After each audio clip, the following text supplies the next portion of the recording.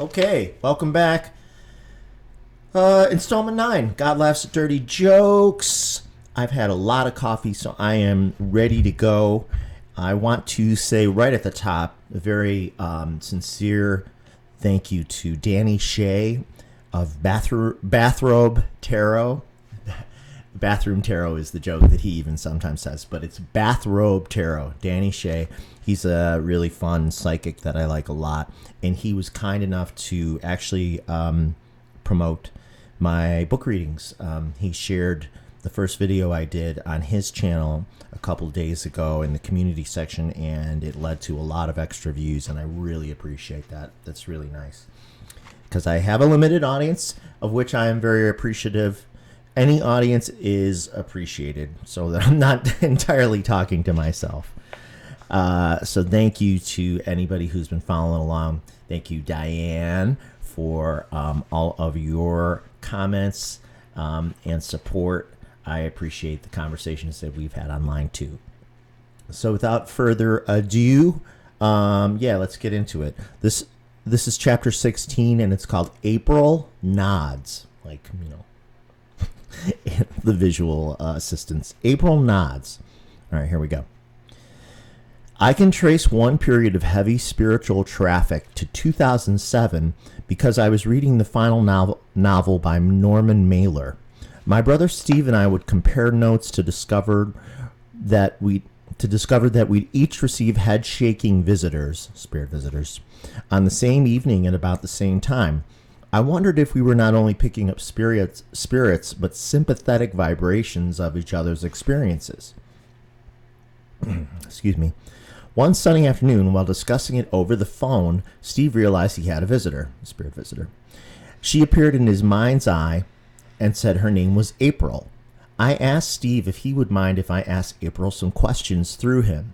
We'd never tried it before with Steve acting as a medium, and it wasn't long after my intense experience with the dark visitor who revealed that unfriendly forces are interested in creating more suffering. That's their goal. Through Steve, I asked April if she confirmed that this was true, and she said yes. I was close to finishing Norman Mailer's book. The Castle in the Forest is about the existence of God and his angels, the devil and his minions, and attempts by each side to influence events on Earth. Mailer speculated in his personal essays that the struggle between good and evil was likely to continue into the afterlife should it exist. I believe he was right. Now let me qualify that. This is not in the book by saying, even though I believe that good and evil, the darkness and light thing continues into the afterlife, what I do really sincerely believe is that the afterlife is at a higher vibration, and that higher vibration can only be inhabited by beings who are of altruistic intent, so that basically heaven is a purer place. You can, whatever you want to call it, heaven, afterlife, it exists at a higher vibration. You can't have these low energy troublemakers invading that realm because their vibration is inherently too low to even exist there. So Earth is kind of like a place where the forces are more at odds, and we have to deal with it more directly, whereas I believe in the afterlife that heaven is heaven, and it's a purer place, and it's a more joyful place. It's a lighter vibration, and we don't need to worry about that and the struggle between light and dark. Okay, so sorry for that long aside. So back to Norman Mailer's book, The Castle in the Forest, which was still a really interesting read. In the novel, Satan successfully engineers an extremely evil being via the incestuous birth of Adolf Hitler. On the night of Hitler's conception, the devil is in possession of Hitler's father. Mailer's devil is not cartoonish. He's an intelligent dark force that isn't entirely healthy to contemplate. I humbly ask for guidance from good spirits and the white light of God as I wade in. I won't stay long. Yeah, we don't want to peer too long into the dark. The book was fascinating in its depiction of a war on Earth between fundamental forces while most of humanity remained unaware. Though it was fiction, Mailer touched on what I was contemplating deeply at the time and that matched my emerging beliefs. I asked Steve to ask April if she was aware of the book and if it was true. An image suddenly intruded upon Steve's mind's eye. It was a cartoonish Hitler face with the eyes X'd out. I can't X'd out. It stuck his tongue out at Steve. He was startled and momently taken aback. The image dissipated.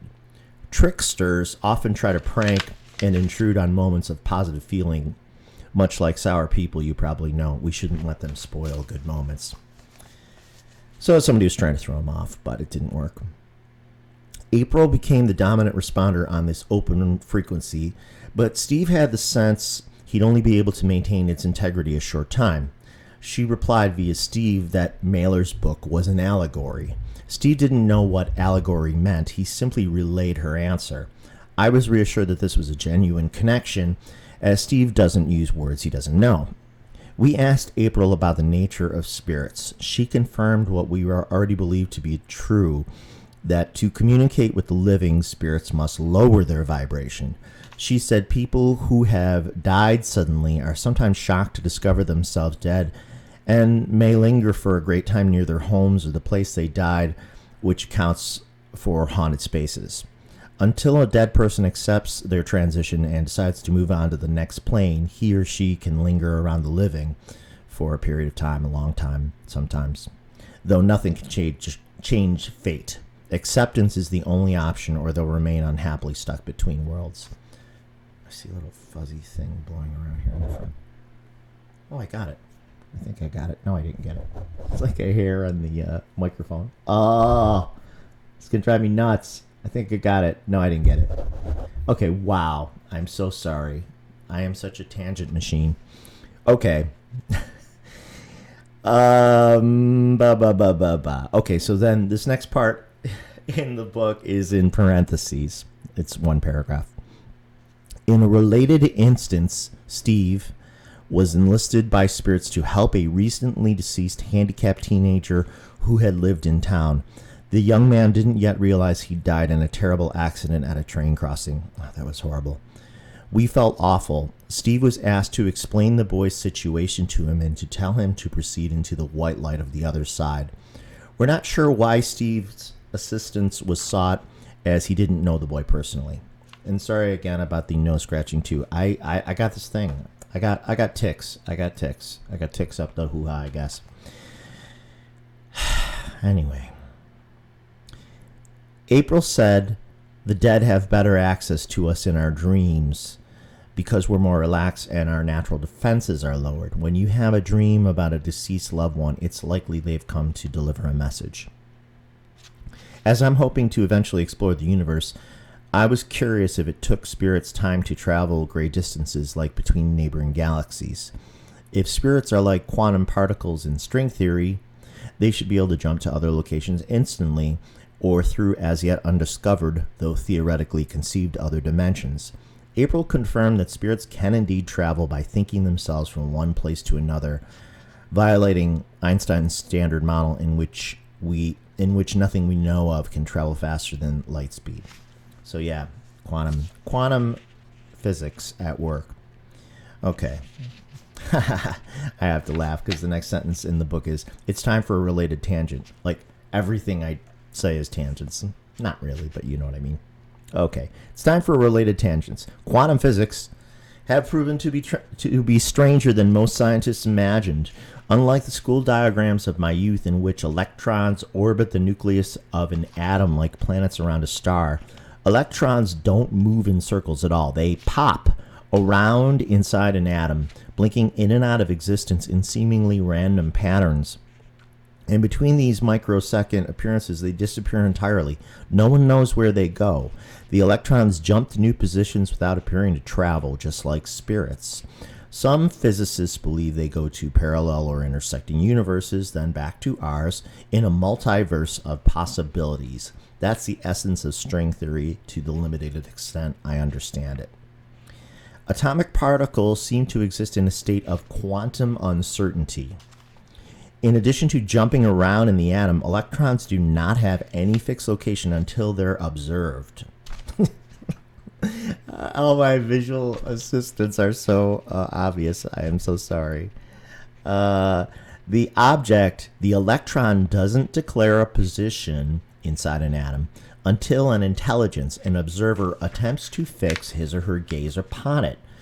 Until that moment, it's everywhere and nowhere at once, all possibilities. My brain wants to connect this idea to what happens when we think about friends and family.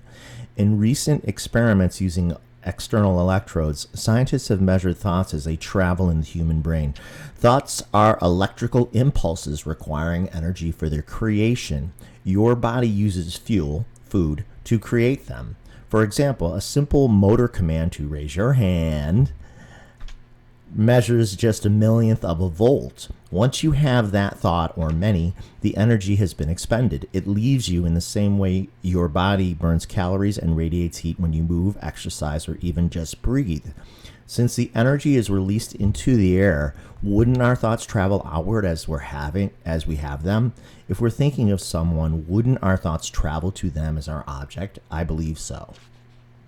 Feeling another person's thought is similar to the sensation we get when we realize someone's watching us but we can't see them. Perhaps they're staring at us from a distance and our back is turned, but we still feel their gaze. I suspect what's happening is no different than in quantum physics.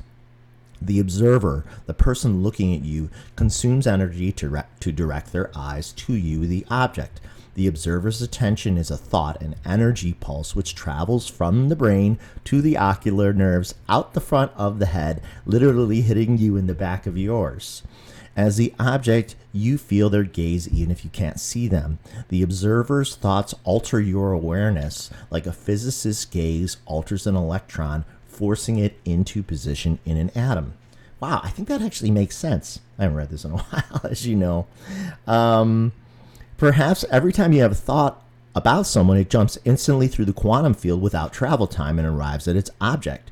This makes telepathy seem much more plausible and no more mystical than quantum physics. Whether the person on the other end feels your thought probably depends on other circumstances, like if they're busy and whether they're receptive to this form of communication. I would think an openness to greater mysterious possibilities matters. It determines what you receive, if anything. We can all become more perceptive, but it's not for cynics. If you have ever thought you know exactly what a person is thinking when they look at you, even if nothing is spoken, it's entirely possible that you are feeling and hearing their thought. It might be even easier in close proximity. I've had years of instances of thinking of someone and then hearing from them within hours. I no longer consider it coincidence. That is very, very true. And here's another thought in parentheses, one paragraph. Another side thought. What if we had technology to amplify our thoughts? Could we send messages around the world or deep into the universe? Do we have this ability already, even without amplification tech? How close is that to mind control? When will the NSA start using it on us? Ha ha, kind of. Okay, yep, end paragraph. Don't worry, though. For every offense, there's a defense. And putting yourself in that white light, imagining yourself in pure white light, healing white light, protective white light, that white light of God. I do that a lot. And it's funny, when I do it, I imagine it's myself sort of like encircling myself in it. And I don't know, it just helps. Everyone can do it and do it with their own type of visualization if they like. So don't fear the NSA and their mind reading technology if they have any. Really, don't fear it. The fear is an attractor too. The belief that you are protected is stronger. It really is. Okay, here's another quantum physics concept. Related atomic particles retain their relationship to one another even when separated by great distances. When one particle flips position, its companion particle will flip at the same exact time, even if it's half the world away. The particles can communicate at any distance instantly. No travel time is needed. Again, quantum physics. At the time of this writing, there's an experiment involving Earthbound physicists and the crew of the International Space Station. The scientists plan to separate two related particles on Earth and send one to the ISS. Then they'll manipulate the particle on the ground and see if the one in orbit corresponds. As with previous experiments, the particles will probably still relate despite their distance. Now, I think this experiment did take place, and it did work. You can, once quantum particles are entangled, they can be. I think they freeze them essentially, or they reduce them to a near frozen state, and then they're entangled, but then you can separate them and manipulate them even if they're at just separate distances. Yeah, tangent. Sorry. Okay. Following this logic, I have wondered whether members of the same biological family, a child and parent, for example, share an atomic bond because they're derived from the same matter. If related particles in family members behave like they're related atomic particles in these experiments, then it would make sense that a child might feel something that their parent is feeling at any distance. A quantum communication occurs. The child's atoms resonate in response to the parents. This is probably why there are so many reports of a parent or child sensing when something unusual or traumatic has happened to the other. My mom and I had something like this happen a few years ago after Christmas. Mom was preparing for a serious surgery but hadn't yet told Steve or I about it. A few days before our holiday dinner, I had an unusual, unfamiliar abdominal pain. It didn't feel like a stomach ache or a pulled muscle or anything I could think of or had experienced before. I could press on the spot, but it didn't hurt more or less when pressure was applied, which was odd. I still remember that so well. After dinner, Mom told us that she was going to have surgery. The location of the operation was exactly the same place, somewhat below the right rib in the middle of the abdominal muscles. I'd put a finger on it. I believe I felt Mom's pain as a sympathetic vibration. In high school, a nice man named George ran a comic book shop I often visited. One weekend, the shop was closed and there was a note on the door about a family emergency. Later, George told me he'd woken from a sound sleep with the sensation that his mother had just died. His father woke up at the same time. He also just knew somehow. Obviously, George's dad doesn't share DNA with his mom, but George was the bridge between them genetically. We read about couples who die of natural causes within, hours or days of each other, and sometimes while holding hands. My father's mom and her brother died of old age only hours apart. They weren't in the same room though, or even they weren't in the same neighborhood at all. What are the chances that's a coincidence? Literally, if Vegas gave the odds, what would they be? Almost zero. Okay. So then this ends the little tangent part in the book. You see the little dotted lines? So that's the end of the tangent section. Back to April. So remember the visitor at the beginning. Back to April. I asked her to confirm another cosmic idea through Steve. I'm not sure where the notion came from, but I believe the universe is like an old-fashioned vinyl record. I love my old turntable. It's reassuring to watch a record spin smoothly while listening, surely related to my adolescence. In fact, last night I dreamt of my old corner where I used to play records. The entire history of the universe has always existed and will always exist, with a beginning, middle, and end, and every moment and event which has ever occurred or will occur exists simultaneously when one omnisciently looks at the universe from outside.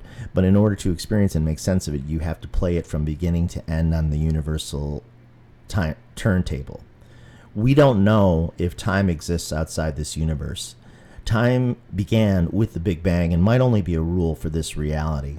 I think time exists so that we can experience growth and change and reflect on what it means to age and grow wiser, even as our bodies eventually grow weaker. There's a naturally long road from adolescent arrogance and the accompanying feelings of invulnerability to, hopefully, the wisdom of humility and empathy through experience. Given the challenges of life, I also wonder if, once we die, we have the option to take a break from existing and go into cosmic hibernation to rest the soul. Years prior to Steve and I meeting April, I wrote and recorded 2 different songs which appeared on consecutive CDs from 2001 and 2003 about a girl named April. She wasn't based on anyone I knew. She was made up. The songs are called April Nods and April Again. And the second song loosely continues the narrative from the first. I've written hundreds of songs, but it's the only time I've written a sequel, though I didn't give much thought as to why. The biggest surprise of the conversation was when April revealed that she was the famous tickler from my first big spiritual event in 1997 and not our brother Justin. There was no reason not to believe her, but I felt some disappointment that it may not have been my brother. I won't know for sure until I die, but it doesn't diminish the significance because the biggest lesson from it was that there's more to life than what we can see. There's nothing else I can be 100% sure of, and it's enough. Still, I asked April why she chose to reveal her existence then. April said that I was feeling down and having troubles adjusting to my new job. She wanted to give me a lift. She changed my life. We asked if my meeting her was the subconscious impetus for my two April songs. She said it was possible subliminally or indirectly, but not intentionally. One of the last things April told us is that everyone has 3 guardian angels. We don't know why it's 3. The specificity of that felt a little suspect, but we don't have any additional information, including who assigns the angels, if anyone. The experience with April lasted about 30 minutes. Relaying questions through Steve was surreal and hair-raising, but felt perfectly plausible. We haven't tried to communicate with anyone on the other side in tandem since then. It was a serendipitous thing. So, reflecting on that, I don't know. I don't know if it was April who visited me that first time, that tickling thing, or if it was Justin, or if it was some other being. I just know that it happened. So I don't really, maybe there'll become a point where I'll seek a psychic who is who's more connected than myself or my brother, who can actually answer that question for us. But it really still doesn't matter, because the fact that the tickling incident happened at all and was so strong and so loving and so powerful and life-affirming and afterlife affirming, it doesn't matter, who it was, whether it was this April or not. So that's the end of that chapter. And then there's a small chapter, which I'll read, that follows it, chapter 17, which is called Mexican Room Warp. Mexican Room Warp. Okay? Yeah, scratching my nose, as usual. All right. My mom doesn't generally try to contact spirits, though she's had some interesting experiences too. Years after the death of her son, Justin, a psychic told her he would appear as a child in the doorway of her bedroom at our home in North Tonawanda. It freaked her out. A few days later, she called the psychic to tell her she wouldn't be able to handle that. The psychic said Justin would never do any harm, and that if she didn't want to see him, he wouldn't come. It's probably why he doesn't visit her that way. She does feel his presence, though. Mom, Steve, and I have similar beliefs about the other side. We have one significant shared experience. We often meet for Sunday afternoon brunch. I always look forward to catching up with them. One Sunday 5 or 6 years ago, we went to a Mexican restaurant on Hurdle Avenue in Buffalo, which is notable because we rarely eat Mexican and we never went back there, even though it was very good. I don't know why, probably because there are many other nice places closer to my house. We were talking about spirit stuff and really getting into it, laughing and carrying on as we often do, kicking a lot of positive energy in the air. As we chatted, a strange feeling came over me. The room felt like it was falling away. Mom said, "Can you feel that?" We each nodded. It was like a scene in a horror movie where the camera zooms in on an actor, but the room appears to simultaneously drop back. The room seemed to warp behind us as if it didn't really exist. The illusion of solidity stripped away. The feeling didn't last long, maybe 10 seconds. It wasn't scary, it was fascinating. We were pleasantly surprised to experience it together. Based on what we've learned about vibrations, I think that our fun conversation elevated our vibrations synchronously, and we began to lift, floating in between connected realms. We've not been able to duplicate this moment, though my mom has rallied us to try a few times. It requires the perfect set of circumstances, including the mood of each person in the moment and in the right setting. Trying too hard or self-consciously to duplicate what happened naturally and spontaneously is nearly impossible. It's important to enjoy moments of perfection, to be present, because it may never feel quite the same again. They're bittersweet in their brevity, just like life. The more we live in the moment, the more real life becomes. Yes, I'm mushy. I get a similar feeling of peaceful connection to something deeper while performing music, which is just so true. That's why it's so addictive. Sometimes the room nearly warps or the performance has a surreal quality, like I'm both participating and observing. When the energy is perfect, an unspoken but palpable relationship forms with the audience and we communicate non-verbally inside an elevated bubble. Audience and artists feel like one shared emotion. Pulses slow and we relax, feeling loose and free. Minds wander to nice places, riding the sensation.